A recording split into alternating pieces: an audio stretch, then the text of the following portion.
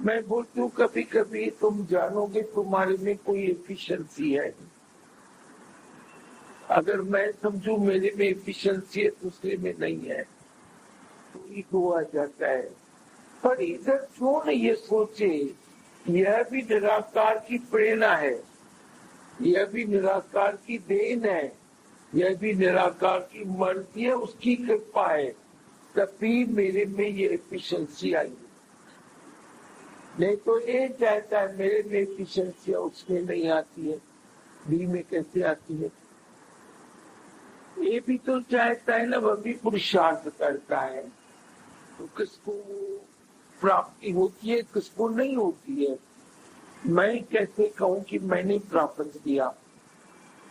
दो सेम रास्ते पर जाते हैं, सेम तरीके से धंधा व्यापार करते हैं, किसको फायदा होता है किसको कम होता है, किसी को तो नुकसान हो जाता है। ये प्रकृति में अलग अलग बातें होती रहती है। तो कैसे भी हमें अपना आप विसर्जन करना है। गुरु करता है या मैं करता हूँ, गुरु मेरे लिए करेगा सब कुछ या मेरे से होगा तो पुरुषार्थ करेगा, पर शक्ति उसकी होगी ऐसे जानना। उसकी शक्ति से सब चल रहा है ऐसा तू जानेगा। कैसे भी आप विसर्जन करने का है, भगवान करेगा सब कुछ, ये भी आप विसर्जन है। मुझे पुरुषार्थ करना है, गुरु मेरे से पुरुषार्थ कराता है, यह भी मेरा आप विसर्जन होगा कि गुरु मेरे से कराता है।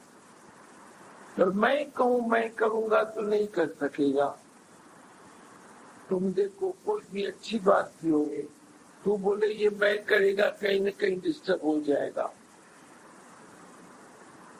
करके देखो कभी होगा भी, पर जब तू बोलेगा भगवान करा रहा है, निराकार से हो रहा है, गुरु से हो रहा है, तो तेरे को उसका बड़ा फल मिलेगा। तो उधर बहुत ऐसे फलीभूत हो जाएगा। हाँ है छोटी बात, पर अपना आप विसर्जन करना है।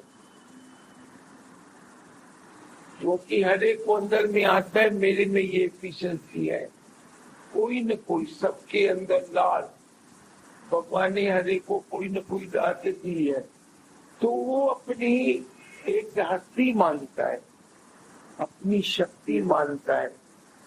पर ऐसा समझे मेरे पास भी है, दूसरे के पास दूसरी बात है।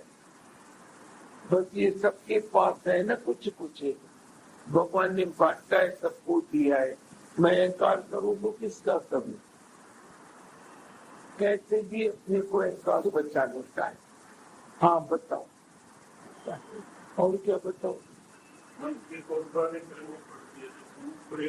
तभी आत्मा में जीवित होगा। हाँ वही प्रेम में नशा है, आप तो सजन हो जाता है। और बताओ निराकार की मर्जी क्या होगा।